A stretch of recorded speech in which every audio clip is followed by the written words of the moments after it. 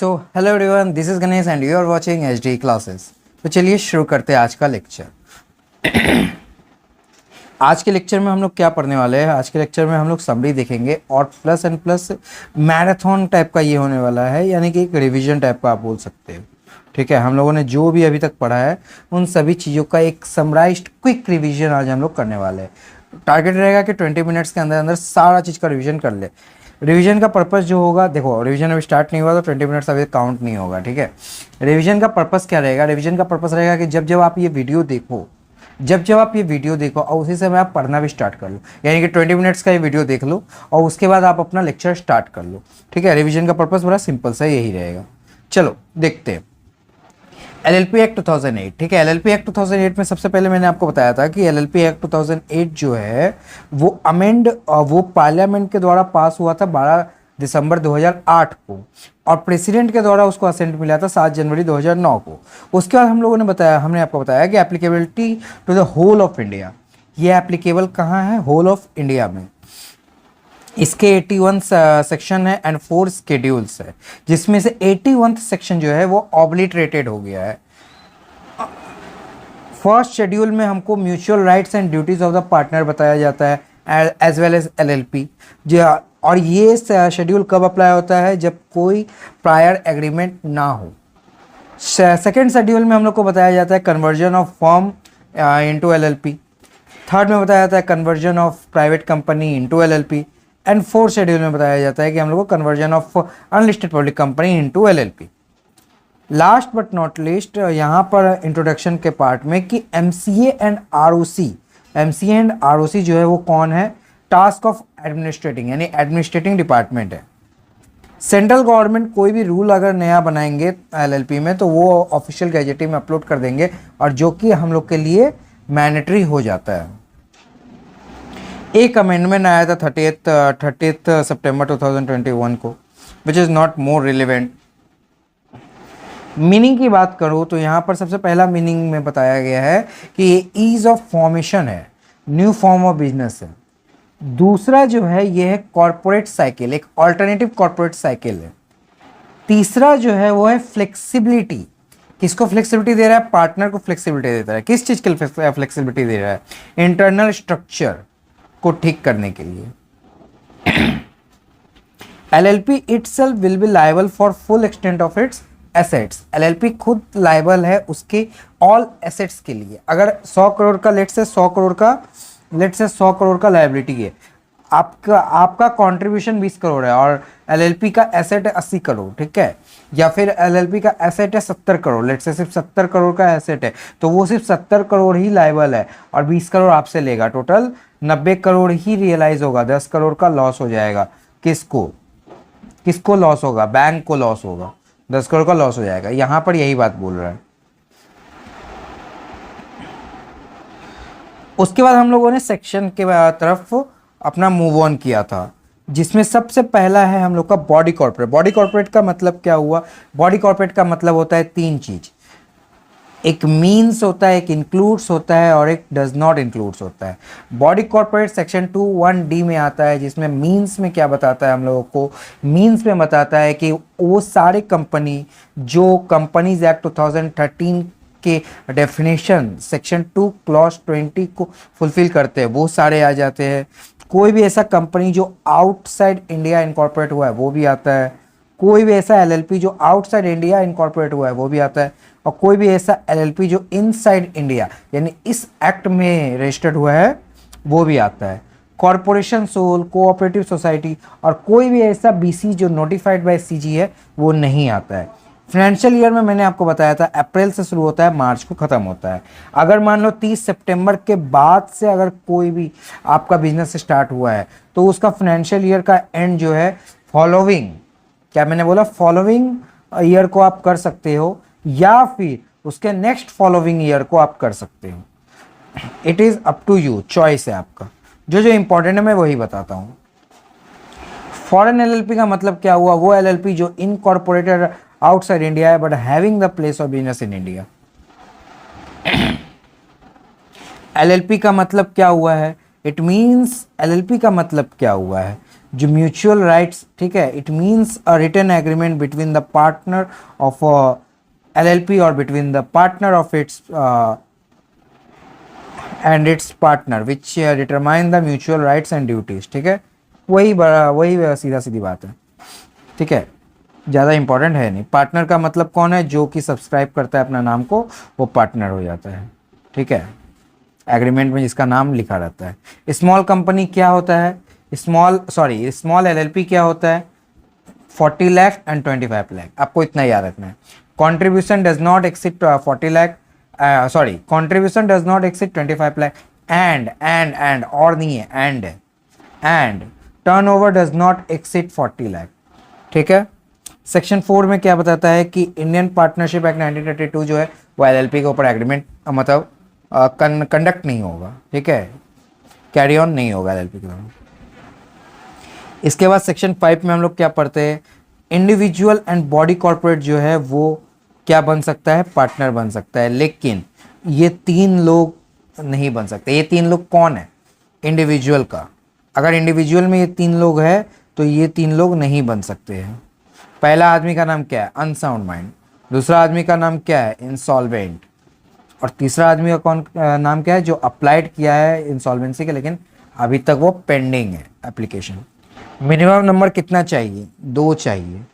अगर 6 महीने से ज़्यादा हो गया है और आपका मिनिमम नंबर जो है 2 से कम हो गया है, तो आपको क्या होगा?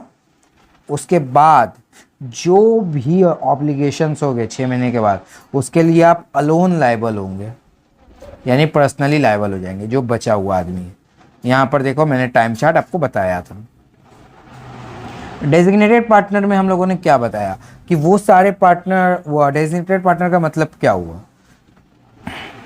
जो कि कंप्लायंसेस के लिए लायबल होते हैं, ठीक है। एटलीस्ट 2 चाहिए हम लोग को, और दोनों इंडिविजुअल होना चाहिए, और दोनों में से कोई एक जो है वो कहाँ पर होना चाहिए? रेसिडेंट ऑफ इंडिया होना चाहिए। वो क्या होना चाहिए? रेसिडेंट ऑफ इंडिया होना चाहिए। रेसिडेंसी का मतलब क्या होता है? 120 दिन। क्या होता है? नॉट, ठीक है, लेस देन 120 डेज, यानी कि 120 दिन या उससे ज़्यादा रहो, उससे कम मत रहना इंडिया में, तो आप रेसिडेंट हो जाओगे। अगर मान लो कि सारे मतलब जो पार्टनर है वो सारे कौन है? बॉडी कॉर्पोरेट है, इंडिविजुअल कोई नहीं है, तो उस केस में आप DP कैसे असाइन करोगे? नॉमिनी ले लोगे। क्या लोगे? नॉमिनी लोगे। कैरेक्टरिस्टिक्स में क्या बोलता है? बॉडी कॉर्पोरेट कैरेक्टरिस्टिक्स में क्या बोलता है? ठीक है, ये बॉडी कॉर्पोरेट है। बॉडी कॉर्पोरेट का मतलब क्या हुआ? ये आप पढ़ लेना, ठीक है। कैरेक्टरिस्टिक्स में नहीं पढ़ा था, कैरेक्टरिस्टिक्स आप लोग एक एक बार पढ़ लेना, या लास्ट में टाइम मिलेगा तो मैं वापस आऊँगा इसमें, ठीक है। बेनिफिट से आप पढ़ लेना, ठीक है। इनकॉर्पोरेशन ऑफ LLP में क्या बोलता है? इनकॉर्पोरेशन ऑफ LLP में बोलता है कि 3 चीज़ आपको चाहिए। पहला, सब्सक्राइब करना चाहिए। दूसरा, फाइल और फीस करो, यानी कि एक इनकॉर्पोरेशन डॉक्यूमेंट बनाओ, उसको क्या करो? सब्सक्राइब करवाओ। सब्सक्राइब किससे करवाओगे? 2 लोगों से, ठीक है, 2 लोगों से सब्सक्राइब करवाओ। और ये जो इनकॉर्पोरेशन डॉक्यूमेंट है, इसको आप क्या करो? फाइल करो। फाइल कहाँ करोगे? फाइल कहाँ करोगे? ROC के पास फाइल करोगे। और जिस दिन आप ये इनकॉर्पोरेशन डॉक्यूमेंट फाइल करते हो, उसके 14 दिन के अंदर अंदर आपको जो है एक सर्टिफिकेट ऑफ इनकॉर्पोरेशन मिल जाता है, अगर सब कुछ सही रहा तो, ठीक है। उसके 14 डेज के अंदर अंदर आपको एक सर्टिफिकेट ऑफ इनकॉर्पोरेशन मिल जाता है। अब ये जो आप फाइल कर रहे हो, उसके साथ साथ एक स्टेटमेंट भी अटैच करके दे देना। स्टेटमेंट में क्या क्या दोगे?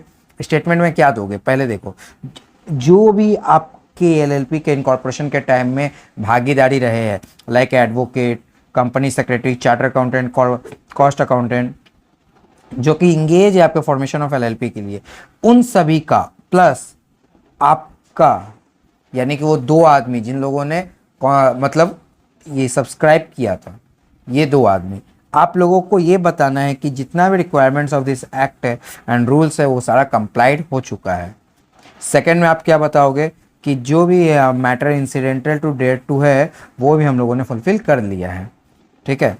इनकॉर्पोरेशन डॉक्यूमेंट में कुछ कॉमन चीज़ें हैं जो आपको देना पड़ता है, लाइक नाम, एड्रेस और बिजनेस टू बी ट्रांजेक्शन। नाम और एड्रेस किसका दोगे? DP का दोगे, पार्टनर का दोगे, या LLP का दोगे, खत्म। जब भी आप एड्रेस बोलते हो LLP का, तो एड्रेस मत बोलना, रजिस्टर्ड ऑफिस बोलना। अगर ये सारा चीज़ में अगर आपने किस किस ने अगर आपने कोई डिफ़ॉल्ट किया है, जो भी ये पर्सन है, ठीक है, अगर आपने कोई डिफ़ॉल्ट किया, कौन कौन, ये जो आदमी है, ये जो सब्सक्राइबर है, और प्लस जो एडवोकेट वगैरह है, इन लोगों ने कोई डिफ़ॉल्ट किया तो इन लोग को क्या होगा, जेल हो जाएगा, ठीक है, मैक्सिमम 2 साल का, नहीं तो 10,000 का फाइन लगेगा, up to the extent of 5 lakh rupees. Incorporation document में क्या, इनकॉर्पोरेशन बाय रजिस्ट्रेशन में क्या होता है, इनकॉर्पोरेशन बाय रजिस्ट्रेशन में क्या होता है कि 14 दिन के अंदर अंदर आपको क्या मिल जाता है, रजिस्ट्रेशन। आपने जैसे इनकॉर्पोरेशन डॉक्यूमेंट दे दिया 14 दिन के अंदर अंदर सब कुछ जब ठीक रहेगा तो वो आपको क्या करेंगे, COI दे देंगे, सर्टिफिकेट ऑफ इनकॉर्पोरेशन, ठीक है, सर्टिफिकेट ऑफ इनकॉर्पोरेशन दे देंगे, जिसमें उनका सील, साइंड एंड सील रहेगा, कॉमन सील, ठीक है, साइन भी रहेगा, कॉमन सील भी रहेगा। फिर बोलता है रजिस्टर ऑफ इनकॉर्पोरेशन डॉक्यूमेंट आपको मिल जाएगा, सर्टिफिकेट ऑफ इनकॉर्पोरेशन आपको दे दिया जाएगा, ठीक है। बस ये आपके लिए कॉन्क्लूसिव एविडेंस है। कॉन्क्लूसिव एविडेंस का मतलब क्या होता है, किसी ने अगर पूछा आपसे कि ओए तू LLP है, बोलेगा हाँ हम है LLP, प्रूफ क्या है, प्रूफ दिखा, तो आप ये प्रूफ दिखा दोगे, ठीक है, आप क्या करोगे, ये प्रूफ दिखा दोगे। उसके बाद अगर आपको नाम चेंज करना है, ठीक है, मतलब रजिस्टर्ड ऑफिस चेंज करना है, पहले रजिस्टर्ड ऑफिस है, सेक्शन 13 इस बारे में बात करता है। रजिस्टर्ड ऑफिस अगर आपको चेंज करना है तो आपको क्या करना होगा, रजिस्टर्ड ऑफिस चेंज करने के लिए आपको ये कुछ स्टेप्स फॉलो करने पड़ेंगे और कम्युनिकेट करना पड़ेगा। क्या है स्टेप्स, देखो, पहला में बोलता है कि आपको कम्युनिकेशन करना पड़ेगा नोटिस के थ्रू, ठीक है। रजिस्टर्ड ऑफिस आपका क्या है, एक कम्युनिकेशन प्लेस है जहाँ पर आपका सारा नोटिस आप रिसीव करते हो। रजिस्टर्ड ऑफिस, पहले ये 1-2 में बता रहा है कि आपका रजिस्टर्ड ऑफिस है क्या एक्चुअली में, ठीक है। पहला में बताया कि आप जहाँ से रिसीव करते हो सारा, ठीक है, नोटिसेस, ये जो है वो कम्युनिकेशन प्लेस है। उसके बाद आप जहाँ से सेंड करते हो, ठीक है, सेंड किससे करते हो, पोस्ट से, रजिस्टर्ड पोस्ट से, या फिर एनी अदर पर मैटर से। तो ये जो आप सेंड करते हो कौन सेंड करता है, पार्टनर सेंड करता है, डेजिग्नेटेड पार्टनर सेंड करता है, या LLP सेंड करेगा। तो ये इसी जगह से होगा, यानी कि सेंडिंग का जो लेटर रहेगा वहाँ पर रजिस्टर्ड ऑफिस का आपका एड्रेस लिखा रहेगा। थर्ड नंबर में क्या बोलता है, थर्ड नंबर में बोलता है कि आपका जो चेंजेस ऑफ द प्लेसेस अगर है आपका, तो आप एक नोटिस दे के इंटीमेट कर दो। किसको इंटीमेट करो, ROC को इंटीमेट कर दो कि ROC मेरा जो है वो चेंज हो रहा है, ठीक है, रजिस्टर्ड ऑफिस। फोर्थ नंबर में क्या बोलता है, if the LLP contravenes any provision, अगर LLP ने कोई भी प्रोविजन का कॉन्ट्रावेंस किया है तो उसको 500 रुपया पर डे से लेकर मैक्सिमम 50,000 तक का डिफ़ॉल्ट हो जाएगा, फाइन लगेगा। फाइन आपको याद रखना है तो रखो, अदरवाइज नहीं भी रखो, ठीक है, लेकिन एग्जाम में आता है तो वो सोच के तो रखना, ठीक है, याद तो मैं तो बोलूँगा रख ही लो। इफेक्ट ऑफ रजिस्ट्रेशन, जैसे आपका रजिस्ट्रेशन हो जाता है तो आप क्या बन जाते हो, आप एक LLP बन जाते हो, यानी कि एक बॉडी कॉर्पोरेट बन जाते हो, यानी कि आपका एक परपेचुअल सक्सेशन है, ठीक है, ठीक है, आपका एक लीगल आइडेंटिटी बन जाता है, आपके नाम का एक पैन कार्ड होता है, आप के ऊपर कोई मुकदमा कर सकता है, आप किसी के ऊपर मुकदमा कर सकते हो, ठीक है, आप होल्ड कर सकते हो, ओन कर सकते हो, ठीक है, हार्ट ऑफ कर सकते हो, ठीक है, हॉट कर सकते हो, होल्ड, ओन एंड ट्रांसफ़र कर सकते हो। कोई भी मूवेबल एसेट्स, इमूवेबल एसेट्स का आपके नाम पर ये हो सकता है, ठीक है। आपके पास एक कॉमन सील भी हो सकता है, ठीक है। आप जो है डूइंग ऑफ सफरिंग ऑफ, ठीक है, doing and suffering such other act and things the body corporate, जो भी बॉडी कॉर्पोरेट के ऊपर एप्लीकेबल होता है वो आपके ऊपर भी एप्लीकेबल हो जाएगा, ठीक है। On registration LLP shall by its name be capable of, ठीक है, यानी कि एक तरह का BC बन गए, बॉडी कॉर्पोरेट बन गए। अब थोड़ा सा ध्यान से सुनना, नेम में हम लोगों ने क्या पढ़ा था, सेक्शन 15 से स्टार्ट होता है। नेम में आपको लिमिटेड लाइबिलिटी पार्टनरशिप आपके नाम के आगे रखना होगा, या फिर एक्रोनियम आप LLP भी यूज़ कर सकते हो, ठीक है। अगर सेंट्रल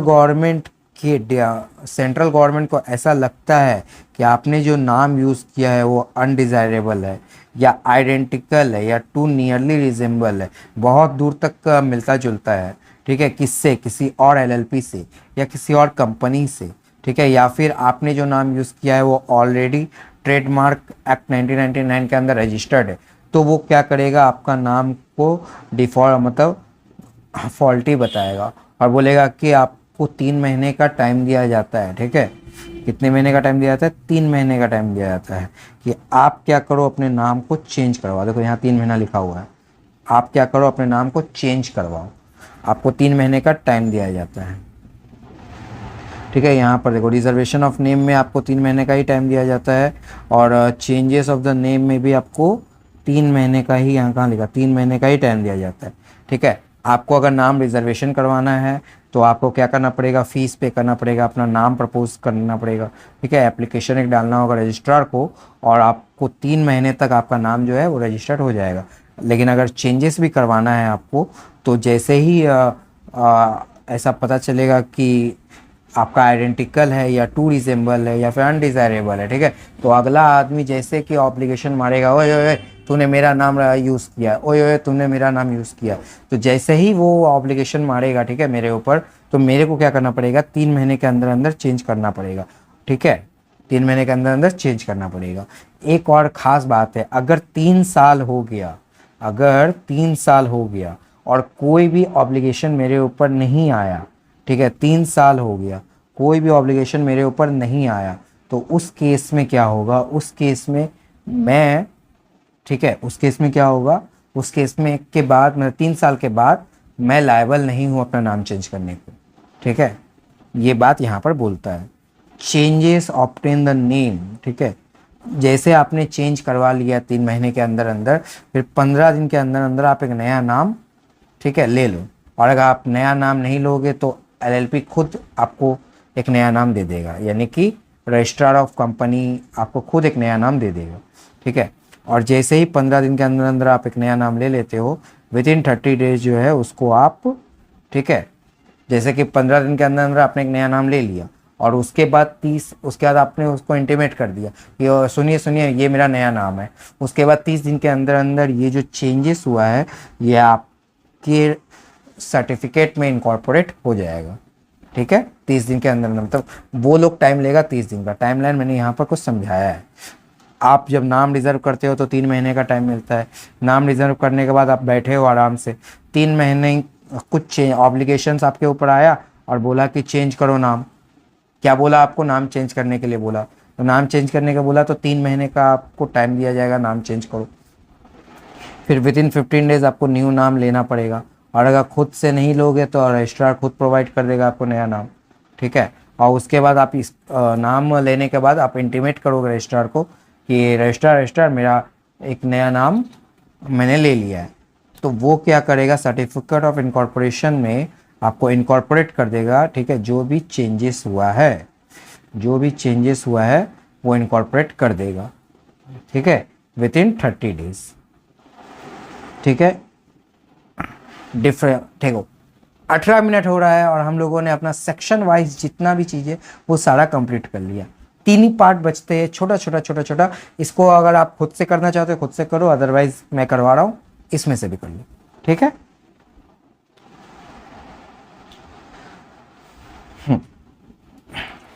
फिर आपका डिफरेंस की अगर मैं बात करूं तो क्या बोलता है यहाँ पर कि रेगुलेशन किसका किसका डिफरेंस के बारे में बात कर रहा है यहाँ पर, पार्टनरशिप फॉर्म एंड एलएलपी का डिफरेंस के बारे में बात कर रहा है। एलएलपी जो है वो एलएलपी एक्ट 2008 में आता है और पार्टनरशिप एक्ट जो है वो पार्टनरशिप एक्ट 1932 में आता है, जो कि इसके बाद मैं आपको पढ़ाने वाला हूँ। ठीक है, बॉडी कॉर्पोरेट जो है कौन है, LLP is a body corporate और ये बॉडी कॉर्पोरेट नहीं है। ठीक है, सेपरेट लीगल एंटिटी क्या है, separate legal entity of form its member, लेकिन नो सेपरेट लीगल एंटिटी यहाँ पर है, यहाँ पर नहीं है। उसके बाद क्या होता है, क्रिएशन की बात करें तो एक लीगल प्रोसेस है called registration under the LLP act 2008। It is created by an agreement, यानी कि ये एक लीगल प्रोसेस है और ये एक एग्रीमेंट के द्वारा क्रिएट किया जा सकता है। ठीक है, रजिस्ट्रेशन की बात करूं तो ये मैंडेटरी होता है और ये वॉलेंटरली होता है। परपेचुअल सक्सेशन की बात करूं तो ये परपेचुअल होता है और ठीक है, यानी कि death insanity and retirement of insolvency of the partners does not affect the existence of LLP. ठीक है, यानी कि डेथ हो जाए, इंसॉल्वेंसी हो जाए या फिर इनकंटिन्यूटी हो जाए, मतलब कंटिन्यू ना कर पाए कौन, पार्टनर, तो इससे एलएलपी को घंटा कोई फ़र्क पड़ता है। लेकिन इस केस में ऐसा होता है, फ़र्क पड़ता है। पार्टनर अगर कुछ भी हो जाए, डेथ हो जाए, रिटायर हो जाए या इंसॉल्वेंट हो जाए, तो उस केस में पार्टनरशिप एक्ट में फ़र्क पड़ता है पार्टनर को। नेम की बात करें तो आपको एक सफिक्स लगाना पड़ता है, इसको एलएलपी या फिर लिमिटेड लायबिलिटी पार्टनरशिप बोलते हैं। और इसमें नो गाइडलाइंस, ऐसा कोई गाइडलाइंस नहीं है, आपको कुछ लगाना है या नहीं लगाना है इसका कोई गाइडलाइंस नहीं है। उसके बाद होता है लायबिलिटी।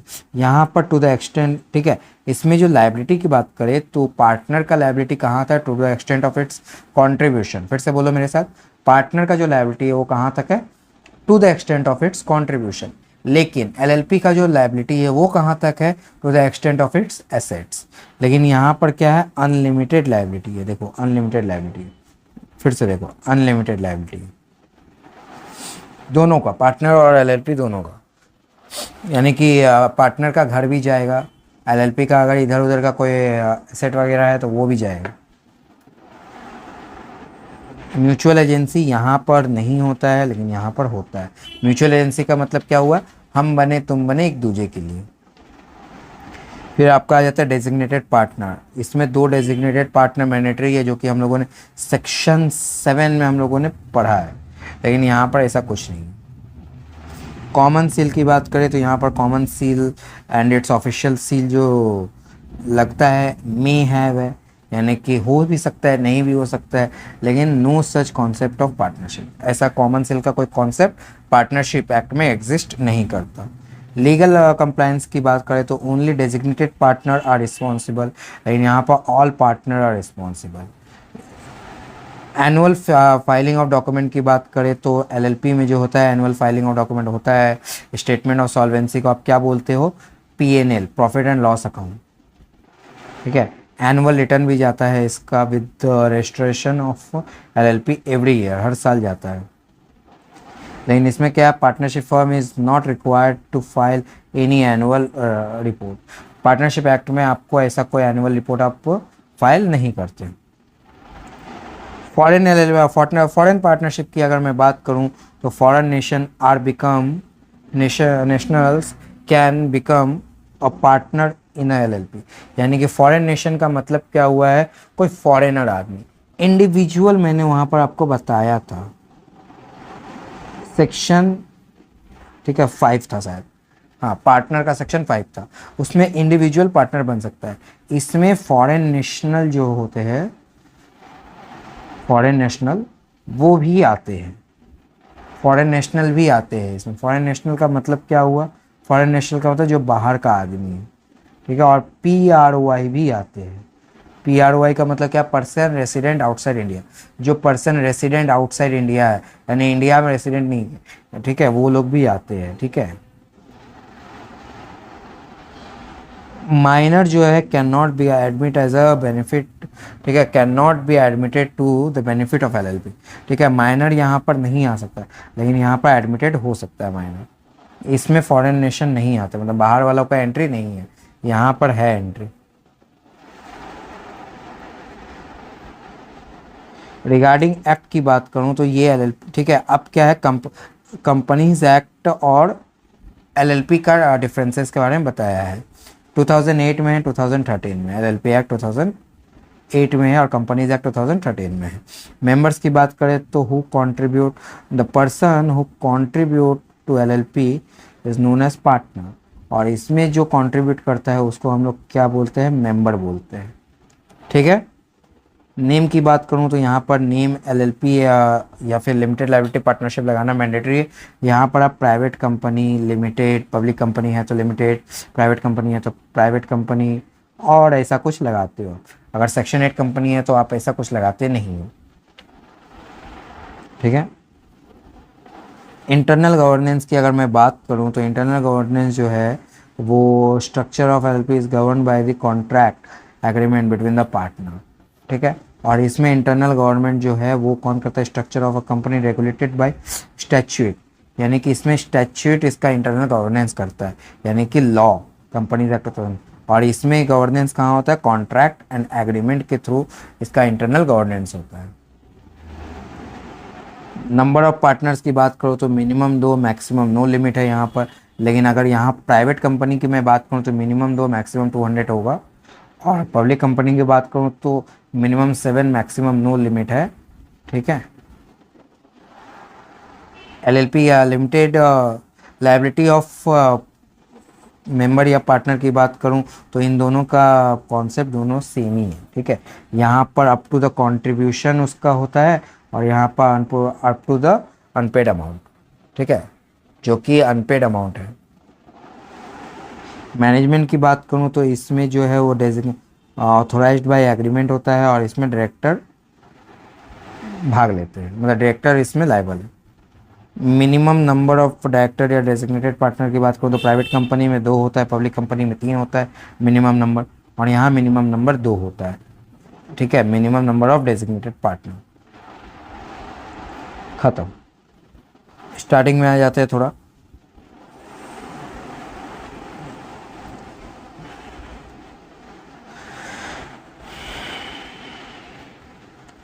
बॉडी कॉर्पोरेट का मतलब क्या होता है, ध्यान से देखते हैं थोड़ा। ये वाला भी पढ़ा देता हूँ ताकि आप लोगों को ज़्यादा प्रॉब्लम ना हो। सेक्शन 2(1)(d) में हम लोगों ने बॉडी कॉर्पोरेट के बारे में समझा। It provides that LLP is body corporate, ठीक है। एलएलपी क्या है, एक बॉडी कॉर्पोरेट है, form and incorporated under this act and is a legal entity separated from that of its partner, यानी कि लीगल एंटिटी है, सेपरेटेड है अपने पार्टनर के थ्रू, परपेचुअल सक्सेशन है इसमें। And therefore any changes in partner of LLP shall not affect the existence, यानी partner में कोई भी चेंजेस होगा तो इसमें कोई अफेक्ट नहीं आएगा, ठीक है। यानी कि क्या क्या बोल रहे हो आप कि सेक्शन 2(1)(d) में हम लोगों का यहाँ पर लिखा हुआ है, सेक्शन 2(1)(d) में हम लोग को यहाँ पर लिखा हुआ है, ठीक है। कोई भी पार्टनर का चेंजेस होगा तो यहाँ पर shall not effect any changes, ठीक है।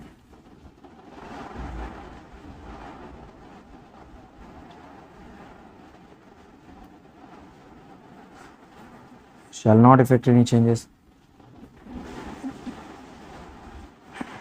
ठीक है। ये जो है लीगल सेपरेट, ठीक है, सेपरेट फॉर्म ऑफ बिजनेस है, यानी कि सेपरेट है, ठीक है। परपेचुअल सक्सेशन है इसमें, ठीक है। बस इतना ही आपको मार्किंग करना है। Section 3 of the LLP provides the LLP is a body corporate form and incorporated under this act and it is a legal entity separated from its partner, ठीक है। परपेचुअल सक्सेशन में क्या बताया गया है, एलएलपी हैज़ अ, ठीक है, LLP can change its existence irrespective of change in partners death, ठीक है। सेपरेट लीगल एंटिटी में क्या बताया गया है कि ये सेपरेट है, ठीक है, फुल्ली एक्सटेंड, ठीक है। लायबिलिटी जो है वो to the extent of the asset है, ठीक है। और पार्टनर का जो लायबिलिटी है to the extent of its contribution है। म्यूचुअल एजेंसी में क्या बताया गया, no partner is liable for the, ठीक है, on account of the independence या फिर unauthorised action of other partner, ठीक है। म्यूचुअल राइट्स में क्या बताया गया, mutual rights and duties of the partner जो है वो as per the governance of agreement के थ्रू होगा, अदरवाइज नहीं होगा। समझ में आया। आर्टिफिशियल लीगल पर्सन का मतलब क्या हुआ है कि इसका एक अपना एक आर्टिफिशियल लीगल पर्सन है एलएलपी, ठीक है। ये मैरी नहीं कर सकता, डाइवोर्स नहीं कर सकता, देखो ये मैं नहीं बोला हूँ, लिखा हुआ है। ये शादी नहीं कर सकता, डाइवोर्स नहीं हो सकता, learn and professional like CA and medicine ये पढ़ नहीं सकता है, इसको आप जेल में नहीं भेज सकते हो, ठीक है। ये नेचुरल पर्सन कैन डू, ठीक है। नेचुरल पर्सन जो करता है ये सारा वो काम कर सकता है, लेकिन ये सब काम ये नहीं कर सकता, ठीक है। LLP is invisible, intangible, immortal, ठीक है, अनटिल आप उसको डिसॉल्व ना कर दो, ठीक है। No fictitious because it's real, ये झूठ नहीं है, ये सच है। ऐसा नहीं है कि ये झूठ है, एलएलपी सच्चाई में एग्जिस्ट करता है, लेकिन आप इसको ये सब चीज़ नहीं कर सकते हो।